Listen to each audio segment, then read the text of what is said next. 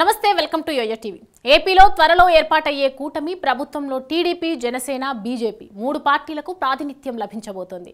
అయితే టీడీపీ, బీజేపీతో పోలిస్తే జనసేన తరపున ఈసారి మంత్రులుగా ఎవరెవరు ఉండబోతున్నారు, అలాగే ఎన్ని మంత్రి పదవుల్ని జనసేనకు టీడీపీ ఇవ్వబోతోందన్న అంశాలపై ఇప్పుడు చర్చ జరుగుతోంది.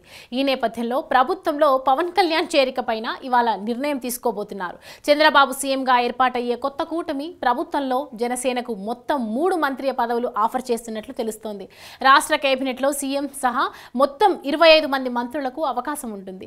ఈ నేపథ్యంలో జనసేనకు 3 మంత్రి పదవులు, బీజేపీకి మరో 2 బెర్తులు కేటాయించి సీఎం సహా 20 మంది టీడీపీ మంత్రులు ఉండేలా కూర్పు చేస్తున్నట్లు తెలుస్తోంది.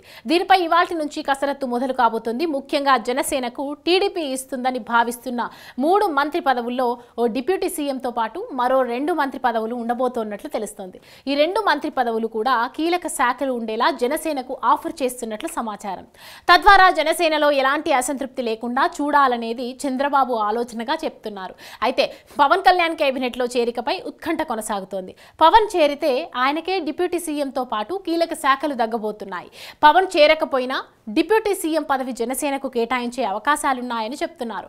ఇక జనసేన నుంచి కేబినెట్ బెర్తుల కోసం తీవ్ర పోటీ నెలకొంది. అసలే కూటమిలో భాగస్వామిగా మారాక పోటీ చేసే సీట్ల సంఖ్యను తగ్గించుకున్న పవన్ సామాజిక వర్గాలకు సరైన ప్రాతినిధ్యం కల్పించలేకపోయారన్న విమర్శలు ఎదుర్కొన్నారు.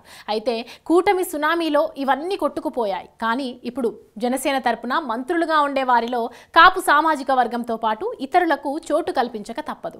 పవనే డిప్యూటీ సీఎంగా ఉంటే జనసేన మంత్రుల్లో కాపులకు మరో బెర్త్ ఇవ్వకపోవచ్చు. అలాగే సీనియర్ నేతలు నాదెళ్ల మనోహర్, కొనతాల రామకృష్ణకు తప్పనిసరిగా అవకాశం కల్పిస్తారని భావిస్తున్నారు.